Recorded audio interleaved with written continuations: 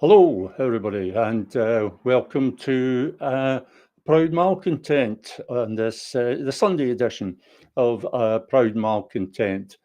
The Let me just see what I've done here. I've got Stephen on screen when he's not with us yet. Stephen Duncan, of course, will be with us later on. I'm Pete Bell, and I am proud to be in malcontent in a world where no one should be content, a world that nobody should be content with. I came to that conclusion a long time ago, but it was a conclusion which is confirmed every day when I look at the front pages of the newspapers and the online news, and I don't watch rolling news on TV anymore because that will really have you slitting your wrists and taking a rusty hacksaw blade to your throat. Very depressing. Cheerful Sunday morning to you all. Hi. I was wondering what to deal with today. I don't want to take too long with the first part of this because we're opening a can of worms today in Confute Corner because Stephen Duncan and we're going to be talking about the voting system. And this gets into the area of various proposed voting strategies and how the system works, and a lot of myths surrounding the voting system for the Scottish Parliament. So I was just looking at the national website this morning, looking for something worthy of comment. There's plenty that's worthy of comment, but oh man, it's all just so depressing. I thought, wait, let's see if we can find something different. Often the most interesting stuff in the national is in the readers' letters section, the community section. So I went in there this morning to see if there was anything, and there was a couple of things that struck me, and there were headlines. Just the headline are enough to spark a thought. And so I was looking at the headlines, and I saw this one, and there were a couple that were in the form of questions. And questions are always good. Questions are always good for provoking thought.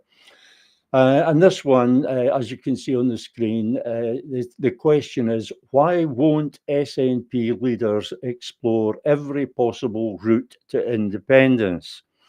Now, that's thought-provoking. If you're prone to thinking about things, that is thought-provoking. There are two premises in this question. The first is that there are multiple routes to independence, and the second is that the SNP leadership will only consider one. It won't consider all of them if there are many of them. So let's look at these premises first. Are the premises correct? We question the premise. Are there multiple routes, and is the SNP leadership obsessed with just the one? Is it focused, fixated on just the one? And the answer to that question is obviously yes. It goes back to 2015. In the wake of the 2014 referendum, late 2014, early 2015, when there should have been a massive rethink. There should have been a big, in-depth, independent review of the entire 2014 referendum, the campaign, the Edinburgh Agreement, the way the campaign was run, the way the voting was run, and of course the result, the way that both campaigns were run. There should have been a review of that. And then in 2015, there should have been a massive rethink and just a total reset of the whole constitutional issue. And of course, that didn't happen. there was no review, no internal review was done in the SNP, and no external, very little external review of the referendum. The 2014 referendum was done. And the SNP just went straight to this default position that the only way was Section 30. Get a Section 30 order, have a Section 30 type referendum. That was the only way, the only legal and constitutional way. And under Nicola Sturgeon's leadership, they were quite explicit about absolutely refusing to even consider any other option that wouldn't even be considered. At that time, I was still an SNP member, and it was frankly considered heresy to even mention the possibility of another way.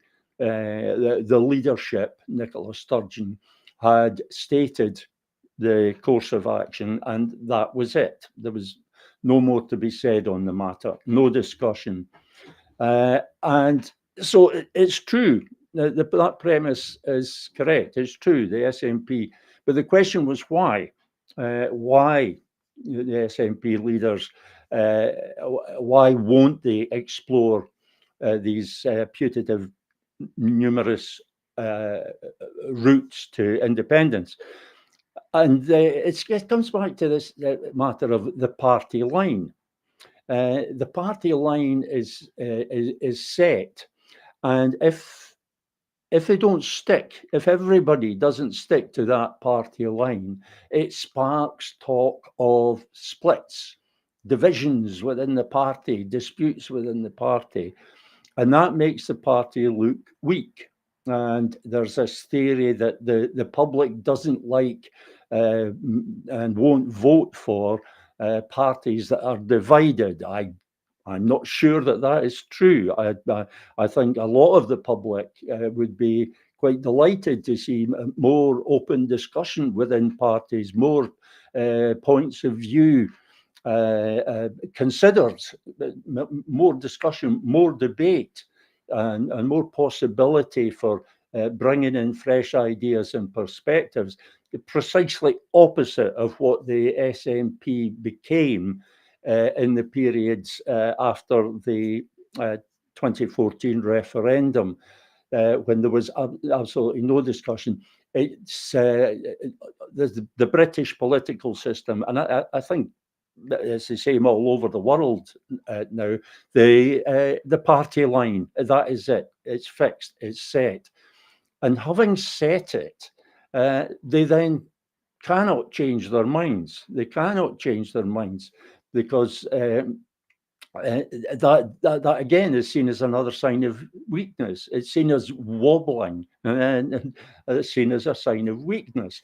And it gets to be really quite ridiculous. I don't know if you'll recall, but I recounted an experience that I had with Tommy Shepherd when I approached him and attempted to speak to him about the Scottish UDI plan and manifesto for independence. And as soon as he realised what I wanted to talk about, he quite literally so no, there was the fingers in the ears. No, don't want to talk about it.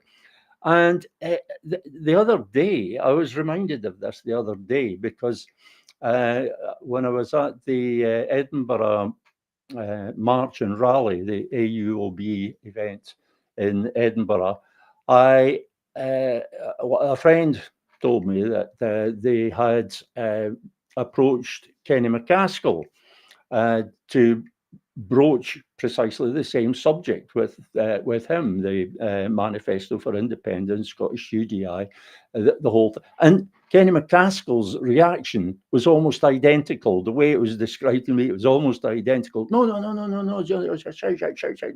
want to hear. That literally, quite literally, closing down any possibility of even hearing a different idea, anything that was different.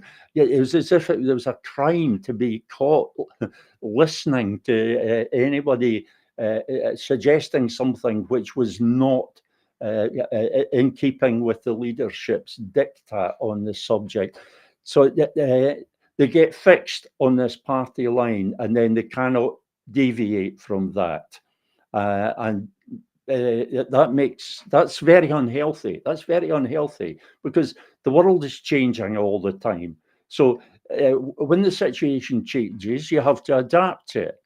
And part of the reason, a big part of the reason that we are where we are with the whole independence campaign moribund for the last getting on 11 years, the reason is that the SNP, and I have to say this applies to the other parties. Remember, I was just talking about Kenny McCaskill there. So it applies to other parties as well.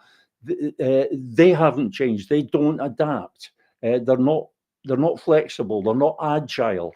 They can't respond to situations. In the early days, under Alex Salmond, the early days of the SNP governments, one of the reasons they were successful, one of the reasons they were it was seen as good governance, was because they could respond, because of the SNP at that time, that was not an ideological party. It was a pro-independence party, and it was not, it had no fixed ideology. And there was an openness to new ideas. And it meant that the party in those early days, 2007, 2011, in those early days, the SNP could respond to voters, respond to how the voters reacted, and they could adapt. And that is why Alex Salmond's governments were seen as quite successful and quite popular. I called it their philosophy of government, Alex Salmond's philosophy of government, principled pragmatism. Whatever works without crossing certain red lines. And that was the way they went about it. And the public liked that. The public really liked that. They liked the pragmatism, do what worked, but they also liked the fact that there were these red lines that you did not cross, such as, for example, the nuclear red line, nuclear power, nuclear weapons, that red line never crossed. Can you say that about the SNP now? At the very least, they're wavering on that red line. So there's that inability to change, that inability to adapt, and that seems to be something that across politics we get this polarization and very fixed positions, and that's quite dangerous. It's quite dangerous. I'm not one for talking about middle ground, but there always has to be some come and go.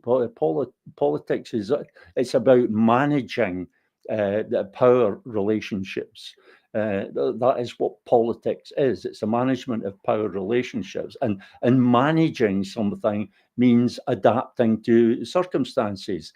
Managing it means making it work as well as it can in whatever circumstances prevail, and that means that you must be able to change.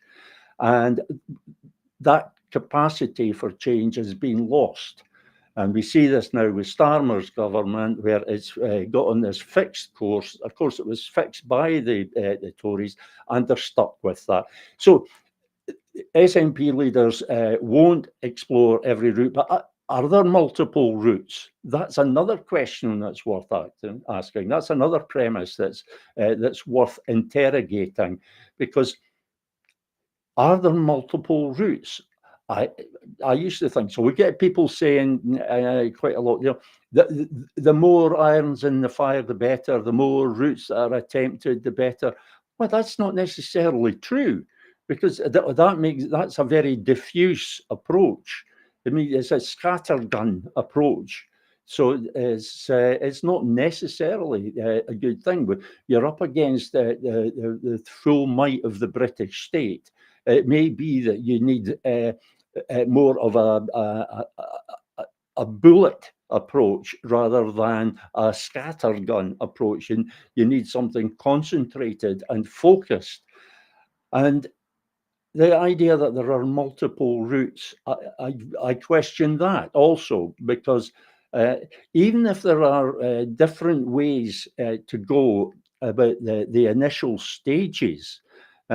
People talk about the journey. They talk about the journey to independence. It's represented as a journey, and on any journey, you need to know your starting point, and you need to obviously know your destination. And there may be, if you think of it as a journey, there may be different ways to go. There's generally an optimum route in terms of time, fuel consumption, whatever. But there may be more than one route. But at some point, all those routes converge.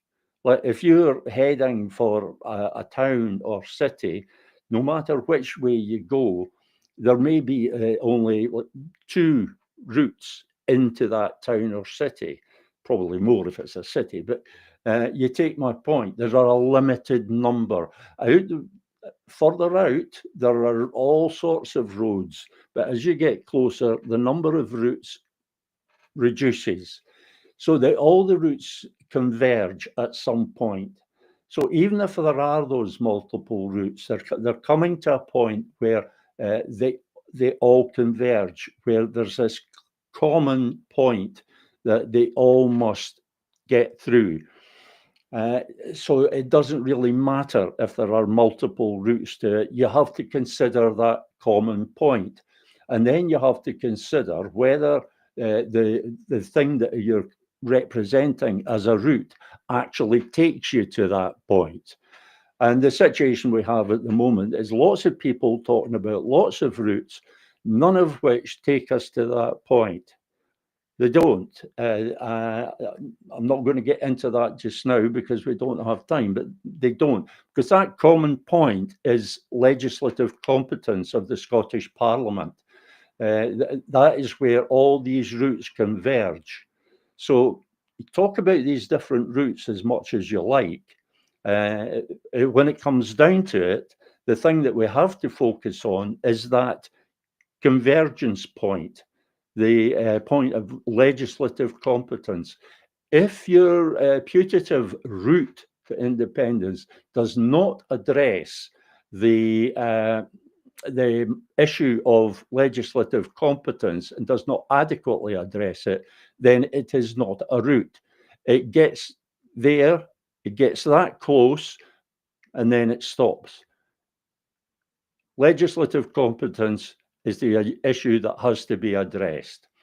Enough from me. You see, I've ended up, despite my determination, I've ended up talking much longer than I intended. It really is time now for me to introduce regular Sunday guest, Stephen Duncan. Hello, Stephen. Hi, Peter. There we go, nice and loud. That's Stephen showing off his new computer again. Welcome. Right, maybe you'd like to tell the nice people, if there are any nice people watching, maybe you'd like to tell the nice people what you're going to be talking about today. What myths are you going to be busting today? Well, I'm going to cover a topic of this week and the next couple of weeks, which I'm sort of heading up. Stephen, could I maybe ask you to turn your volume, turn your mic down just a little? How's that? That's much better, thank you. Okay. So I'm going to be covering a subject I'm heading up as the AMS game this week and the next 2 weeks. This is the first of a three-parter, and by AMS I'm meaning the additional member system that is used for Holyrood elections in the Scottish Parliament. So if you could put the slides up, Peter, I'll go through them. So this first part, saying it's a British Unionist conspiracy, that's the sort of claim you sometimes hear about the Scottish Parliament. Its purpose is not proportional representation. It is to stop Scotland's cause, stop us returning to independent statehood. So in terms of the Holyrood elections, just a recap, people probably know this, but we'll just go through it anyway. The AMS is the additional member system. that's used for voting purposes. It's a hybrid system made up of the first past the post element, which is in the constituency ballot, and a proportional representation component, which is in the regional list vote. The first past the post system is the one that's used at Westminster, and the one that's used on the regional list is really the adapted de Hont method that's used in European elections and was used here up until 2019. Sorry, Stephen, we should say that it's the first past the post is the same as Westminster, except for the franchise. There's a much wider franchise in Scotland. Is that a point worth making, I think? I think that's correct. Yeah, I mean, I'd have to check that, but you might know more about that than me. Do you mean you're talking about people who are non-nationals?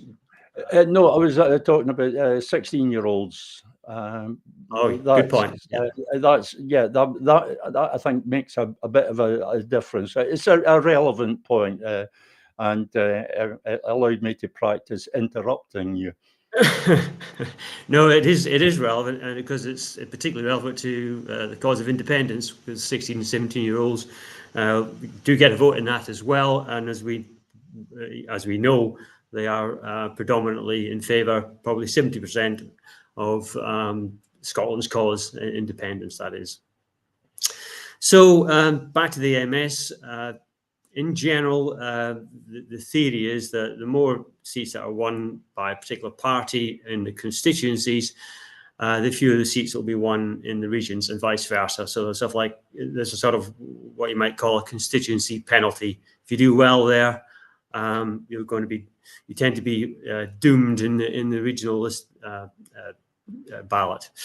So the overall objective is that the percentage seats in total between the regional and the constituency ballots will roughly equate to the percentage of votes that are garnered in the election. So there's sort of meant to be a sort of balancing effect. You win more seats in the constituency, you'll win less in the regional list. So what's actually happened over the course of devolution?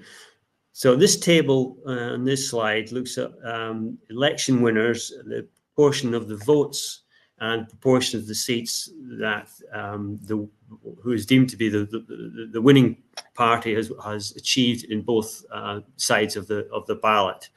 So if we take a look at 1999, the first row, Labour were deemed to be the winner. They got 39% of the votes on the constituency side, which is 53 seats. Sorry, Stephen, this is actually measuring the proportionality. How good is the system at creating a proportional parliament? This is what you're setting out to do here. And I believe you've done this in two different ways, or there are two different ways of doing it. Yeah, there's maybe more than two, but there's certainly two I'm aware of. There's one, the way I've done it, which I'm just about to go through, and then there's a way the Electoral Reform Society have done it. We can sort of mention that afterwards. But they both are looking at the, as you say, the proportionality or disproportionality of the voting system. Just a couple of different ways arriving at the same thing. On the constituency side, for Labour in 1999, they got 39% of the votes. They got 73% of the seats. Obviously, they were overly represented on the constituencies, and they were overrepresented by a factor of 87%, relatively speaking. What I mean by that is that if you take the percentage of seats that they won, 73%, divided by the percentage of votes, 39%, you get an index or disproportionality index of 1.87, which means that that's almost twice as many seats that they achieved compared to what they merited in terms of the votes that they garnered at the election. So Moving on. in this measurement, this metric, Stephen, is 1 is perfect proportionality. Yes, that's right. It's What 1 stands for perfect proportionality. I just Yeah. like to get these things clear in my head, Steve. No, that's correct. Yeah, I should emphasize that on the bottom right of the slides. If you, well, you can't quite see it because of our pictures, but that it sort of shows that 1 is perfect proportionality, more than 1 is you're overrepresented, and under 1, less than 1 means that you're been underrepresented in the Parliament, given the votes that you achieved. Moving on to the next 4 columns on that table, that's the regional list. Labour got 34% of the votes, which is not that much less than what they achieved in the constituencies, 39%. But look at the number of seats they got, 5% of the seats. So their index is 0.16, really quite low compared to, when you compare the percentage of votes to the percentage of seats. Taking the 2 together and moving to the last 4 columns, you get an average. So you'll see the overall situation is that 36% of the votes were achieved by Labour, 56 seats, which is 43% of the seats. So that's an overall disproportionality index of 1.2. So what's happened is the regional ballot has reproportioned, has offset or corrected the imbalance that was achieved on the constituency election. You should almost think of these 2 things as 2 separate elections: the constituency election and the regional election, because the votes are independent of one another. So the index is 1.2. So that instead of being 1.87 the constituency, it's corrected back to 1.2. So it doesn't completely offset the bias of the constituency vote or the constituency seat allocation, but it certainly mitigates it. And that's the case with all the other 5 elections. If you look at the indexes, you'll see a heavy, apart from 2007, you'll see a heavy disproportionality index in the constituency where parties, the winning parties, are overrepresented on that, and then underrepresented on the regional list. So the one thing I would like to home in on is 2011, where that was the one case where famously the SNP broke the system, and they achieved a majority of seats in the Parliament. It's the only time it's happened, and that may well just be down to the vagaries of the AMS. But if you looking at just go work through these the votes that they achieved on the constituency, they got 45.4% on the constituency vote, 53 seats, 73% of all the seats. But look at the regional list; they got 44% of the vote there. I think it's a coincidence that it was close to what they achieved on the constituency in terms of votes, but it's a very high number. That's the point. It's a very high number. If you look at Labour in 1999, who also got 73% of the seats in the constituency, they only got 34% of the votes on the regional list, 10% less. And I think that's what led them to led the SNP to get so many seats on the list. They got 16 seats for that 44% of the vote. That's 29% of all seats. So points to carry on. This seems to imply, Stephen, if I'm understanding you correctly, and I suspect the way that viewers will be understanding this seems to imply that the SNP 1 and 2, both votes SNP strategy is justified. It is perfectly valid. If getting the vote as high as possible on the list as well as on the constituency, if that actually if that's what recreates the situation of 2011, it would seem that both votes SNP is the way to go. Is that right? Well, I think if you put up it could be interpreted that that way. But if you put up the slide again, we look at 2016 and 2021 to try and answer your question. Let's walk through these 2 years. The SNP did even better on the constituency in terms of votes and seats. They got 46.5% in 2016 and even higher in 2021, 47.7. Their seats were higher again, therefore, 59 and 62. Of course, on the region, the opposite happened. They only got 4 and 2 seats. They got a very high chunk of votes all the same, 42% and 40% in 2016 and 2021. Got a paltry amount of seats. So I've had a look at that, but you have to do a rough calculation. I'm comparing these 3 years, 2011, 2016, and 2021. Now remember that the regional calculation, it's the number of seats you win in the constituencies are taken into account. They're taken into account in that they dilute the vote that you get in the regional. The more seats you get on the constituency vote, the more your regional list vote share is diluted. Because the calculation takes, the calculation on the regional list takes the number of seats that you've won the constituency and uses that to deflate your vote. So, for example, in 2011, the constituency seats were 53. There's 8 regions in total in Holyrood. So that means that roughly 6.6 seats were per region were achieved in 2011 by the SNP.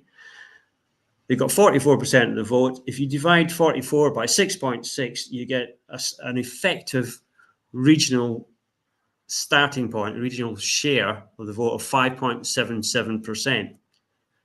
That number is a lot lower for 2016 and 2021. It's only 5% in 2016 and 4.5% in 2021 when you work the same calculation through. So what it basically means is that the SNP list vote share, it was high in 2016 and 2021, but not great enough to compensate for the dilution effect on the regional vote in these 2 years, but it was in 2011. So I'm not sure where you could say that just having a higher vote, doing both votes SNP or both votes one particular party, is actually a correct strategy to maximize your seats. I think it's a combination of things that makes that happen. If you were just to look at 2011, which seems to be what John Swinney is doing, he's saying that was what got us the 2011 effect, if we can call it that. If you only look at that, then he's correct. His strategy is correct, but only if you're using the 2011. If you take a broader view, it comes into question. At the very least, it becomes questionable. So definitely, just looking it's at definitely questionable. Just looking That's at right. There's no context in what John Swinney says. And the other thing to bear in mind is that 2011 just happened. There was no plan to make that happen. I mean, I'm sure if you asked Alex Salmond or anybody else at the top of the SNP at the time, they'd be delighted to have heard that that was possible. I don't remember everybody saying vote SNP in each ballot and you will get a majority. Nobody considered it. So he's now saying this fluke, I'm adopting this fluke as my strategy, and I'm only going to look at 2011 and not look at the context of what's happened before or since. Right. So, who adopts a fluke as a strategy? Well, that's the thing. It's less than wise. I'm making this point as strongly as possible to counter what I said earlier about it suggesting the SNP 1 and 2 was perfectly valid and the way to go. As we proceed, the things that seem obvious at first are less obvious as we take as we go wider and deeper into the information. Correct. Okay, so I think we've covered that one. move on to the next slide. So what this slide does, it just compares the proportionality of the Scottish Parliament, or at least the proportionality achieved by the election winners. I've not taken into account the proportionality of all the other parties, just the winners. But if in total the election, if in total we conclude that the system is proportional for the winners, then for the rest of the parties taken together, it will be proportional too, albeit it might not be for the individual parties. It's a side issue. So there's the results of the Holyrood elections for the election winners in the middle table. Overall, the index of disproportionality is 1.16 across the 6 elections. Looking at Westminster elections on the left-hand table for the 12 elections since 1979 is a different picture. The index is 1.36, quite a bit higher. So overall, on average, you get 40% of the votes, you get 55% of the seats. And in 2024, you can see how highly disproportionate that is compared to the Scottish Parliament, but also compared to previous Westminster elections. The disproportionality index is 1.88. 34% of the seats of the votes got 63% of the seats. So Scottish Parliament is very much more proportional than the Westminster Parliament is. And this was also borne out in a couple of papers that were written by the Electoral Reform Society. One in 2019 considered that the Holyrood Parliament was much more, concluded the Holyrood Parliament was much more proportional than Westminster. This is a point worth emphasising, I think, Stephen, that the system works in as much as it is intended to make the Scottish Parliament proportional. The system works, and that's an important point to make, because some of the voting strategies that are being suggested, if these voting strategies were effective, they would break the system and create a disproportionality. And am I also correct in saying that even in 2011, when we got this fluke result, the proportionality was still maintained? Is that correct? Yes, it was at one point, the index was 1.2, which was exactly the same as what Labour achieved in the first election, 1999. And I believe it was actually even less than the following election. Not much in it, but yes, it did correct the disproportionality significantly. This is again seeming to suggest that the SNP 1 and 2 is an effective strategy, in as much as just looking at 2011, it created that fluke result, giving the SNP an overall majority, but it didn't break the system. We actually talk about the voters, not the SNP, the voters having broken the system, but they didn't break it because proportionality was maintained, and that is the purpose of the system. It's not to stop independence parties winning. It's not to stop the SNP. It was to create proportionality, which would generally prevent any party getting a majority. But the 2011 effect, if we can now call it that, the 2011 effect gave the SNP an overall majority without breaking the system. So again, if we were just looking at 2011, John Swinney is correct. And of course, he only wants us to look at 2011, and he's quite correct. If we could recreate that fluke, then it would be great. In theory, we would have a nominally pro-independence majority and still maintain proportionality. The point is, can we reproduce that fluke? And that is what comes into a serious question when you start to look wider and go deeper. Yeah, it would be great if we were able to achieve that. It would be great for us, but I don't think it would necessarily be so great for John Swinney, because then he'd probably have to do something. But that's a different matter. Yeah, but yeah, we will touch on that probably.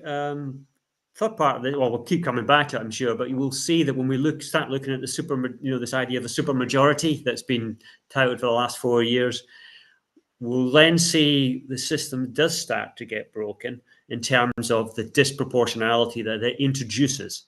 If these strategies for getting lots of pro-independence MSPs elected on the back of the similar vote that they're achieving at the moment, then you will be breaking the system, but not necessarily breaking it in a good way.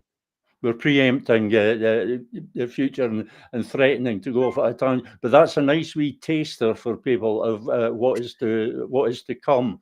But it was just at the point that you were making there about John Swinney would be obliged to do something.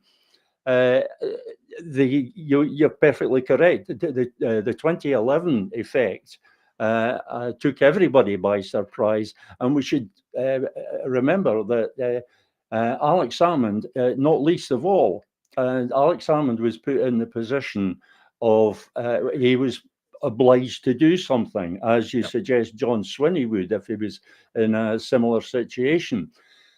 And Alex Salmond had to deliver a referendum, and people often say now, well, why did he go for a Section 30 then? If as I maintain, and many do now, the Section 30 process is so as bad as we make out, why did he go for that? Well, the simple answer is he didn't have any choice. The man who was the expert in keeping his options open was left with very few options because of this fluke victory. He had to deliver, and the only way he could deliver at that time was by Section 30. I wonder, though, if the same would apply to John Swinney now. Supposing the 2011 effect were replicated by accident, it wouldn't be on purpose. It couldn't be on purpose. If it were replicated, would he feel obliged to act? And if he felt obliged to act, would it be simply to go with another Section 30 request? The difference this time being that it's 99% certain that that request would be refused, whereas in 2011 or 2012, it was 99% certain that the request would be granted. So that there's that's big difference now. There's a lot of matters arising from this. But it doesn't really matter, because the 2011 cannot be replicated, not purposefully. There isn't a strategy for recreating. It would be replicated if the results turned out in a certain way. But there is no way to, there is no strategy for getting those results to turn out in that way, because they're two separate elections which only affect one another after the votes are counted. The elections are held separately, and it's only once the results are known. So there could only be a strategy if you knew what the results was going to be, and knew fairly accurately. If I'm not mistaken, you'd have to know fairly accurately what the outcome was going to be on both ballots, because even a little bit of drift either way can make a big difference in terms of seat allocation. Am I getting that right? I think you're right on that one.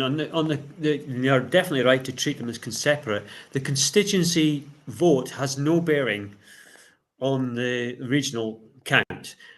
The constituency seats allocated out of that vote do, and they're taken forward into the calculation, because for every extra seat a party obtains in the constituency vote, the divisor that is, what that is used to deflate or dilute the share, their vote share in the regional list increments by 1.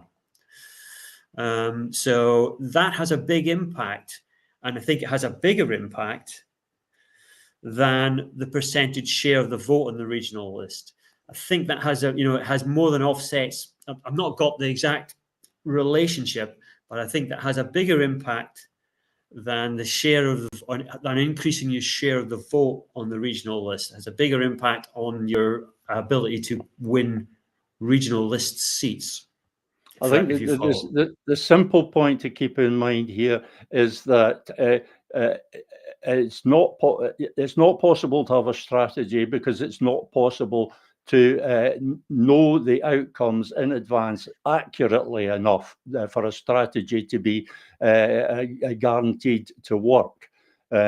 Even the polling doesn't give you an accurate enough account, or you can't rely on it.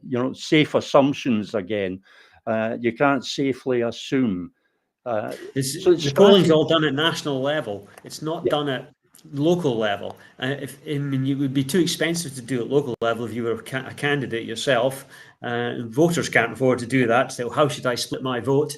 Because if it's neck and neck on the constituency, and it would be a risk to sort of try and vote for your favourite party on the constituency and split off to your second preference on the second vote. And you might get it wrong. Your first party might lose on the constituency, and then you might end up losing on the list ballot too. So because you split your votes, you don't win either way. It's better if your candidate, your favorite party loses on the constituency, and you've still voted for that same party on the list, you might get at least I've got a fallback. And if everybody did the same thing, my party preference might get compensated with a list seat. But you just don't know what's happened in the constituency, and unless you're a clairvoyant, you won't know at local level. Yeah, and there's no such thing as magic, so we can discount that. There's some hint in there that the SNP won other indie party 2. Might be a valid strategy, but only if you're very lucky. It comes down. It strikes me that there's something of a parallel here with the fallacy of the coin toss. The coin has no memory. There's tendency of people to think when if you toss a coin 3 times and it comes down heads 3 times in a row, they seem to think that increases the chance of it coming down tails the next time, but that is not so. It's 50-50 every time. The coin has no memory, and in the same way, your constituency vote, you have no knowledge of the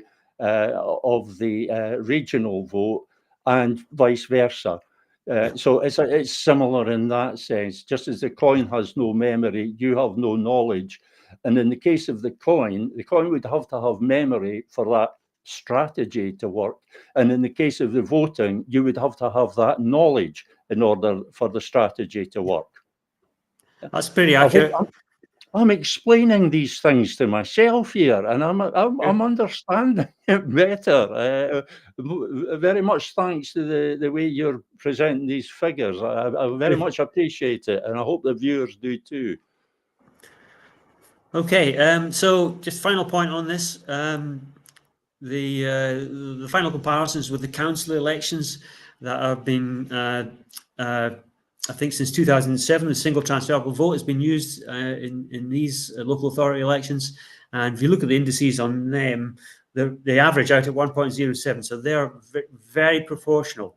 Look at the first row there. Labour got 28.1% of the votes, 28.5% of the seats, and similarly for the other 3 elections since. So it's very the most proportional it would appear to be is a single transferable vote. So Holyrood is almost like in between the SDV and the first past the post system in terms of its ability to create a proportional parliament.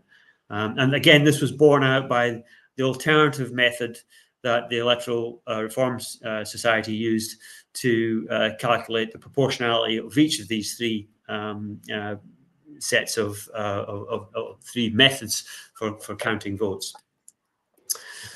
So I think it's possibly worth making the point that there is no, there are many different PR systems, proportional representation systems, and there is no system that is guaranteed to give a proportionality of 1 in every instance. And there's no system that is guaranteed to get even within consistently within a narrow range of 1. There's no system works perfectly, is the shorthand way of saying what I'm filling time by saying.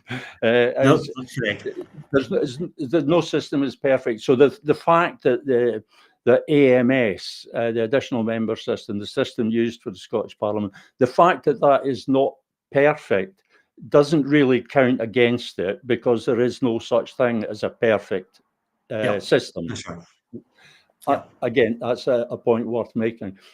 What really comes out of this today, Stephen, is the oversimplification of John Swinney's position on this, and I suspect we'll get to the oversimplification. We'll use Alapa as a comparator in this.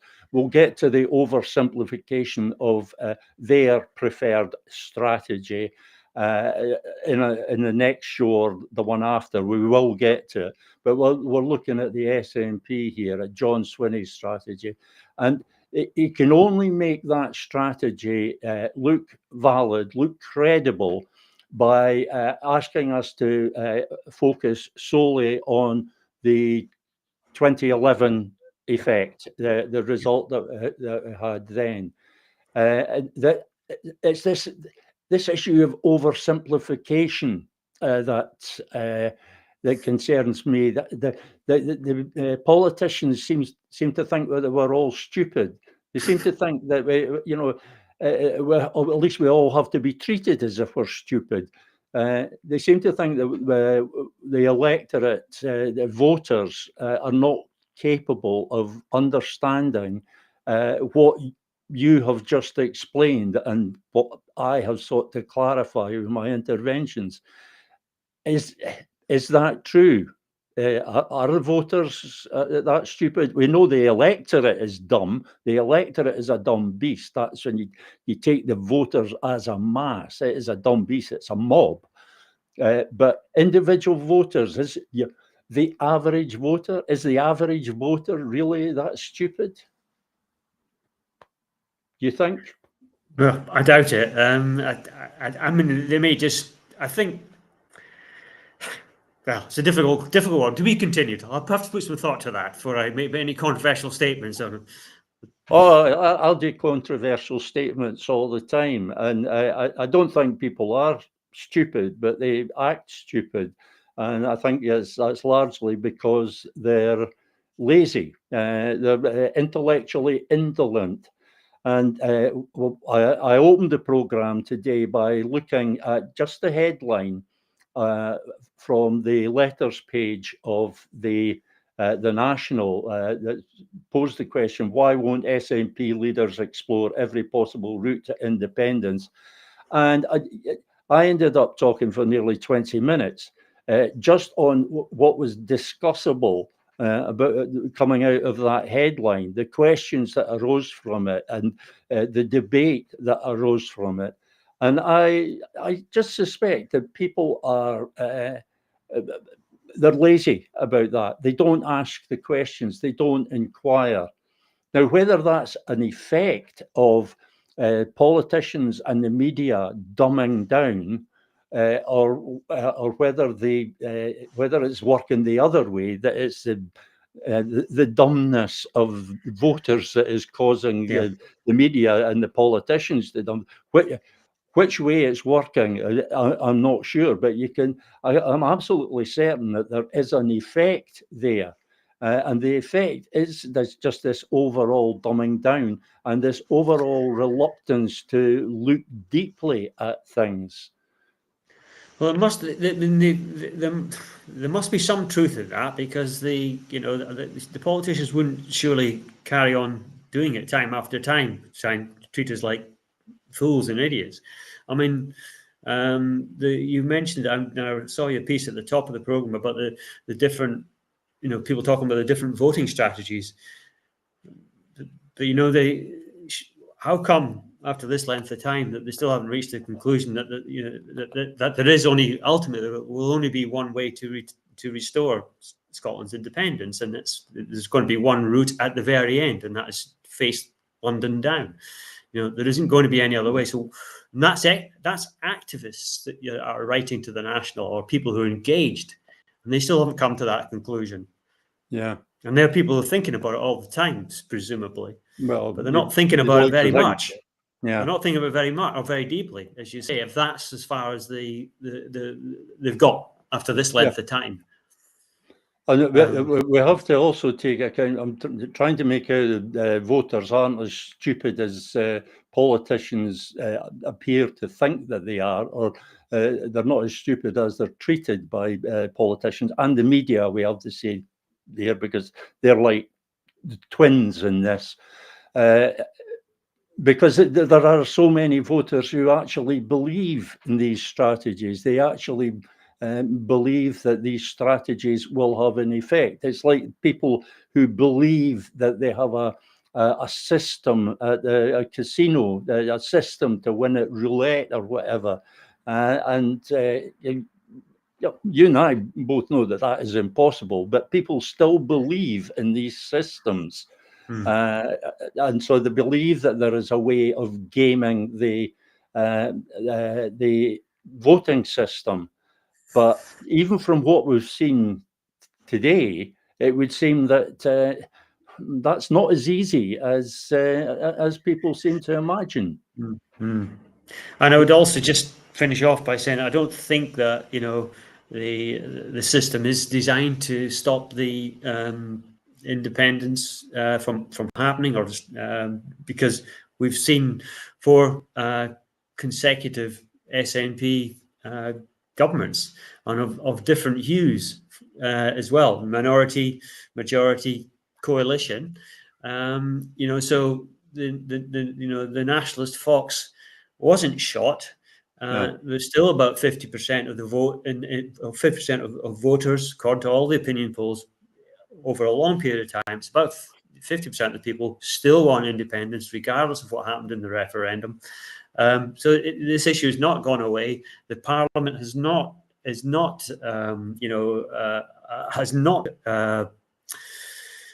been biased against the SNP or against the independence parties. And we'll see that in a couple of weeks' time when we look at the proportionality of the Parliament in terms of independence parties or pro-independence parties versus unionist parties. We'll see the Parliament is actually overrepresented time and again in terms of the seats that are allocated to those pro-independence parties. So the Parliament is not designed against independence per se. What is the problem is that those pro-independence parties, having formed the bulk of the Parliament time and again, have not had the guts or the guile to do anything with it. And that's the truth. Right. Okay, yeah, we're actually running over time now, Stephen, but I was not going to stop you there because you were making a very important point, and that is that today's myth of the British conspiracy to prevent it is a myth, and it is well and truly busted today. So job done, Stephen. Job done. Good one. And I don't know about anybody else, but I very much look forward to next Sunday's show when we'll be looking at another aspect of this, coming at it from a different angle, and perhaps busting another myth. So once again, thank you, Stephen. You're welcome. Bye now. And like I say, we're running a few minutes late today, but I think you'll agree it was worthwhile. That's it for now until Wednesday. I'm back on Wednesday afternoon, when I have not a clue what I'll be talking about, because I've not a clue what's going to happen between now and then. All I know is that I can be pretty certain that I will still be a proud malcontent come then. Thank you very much, folks.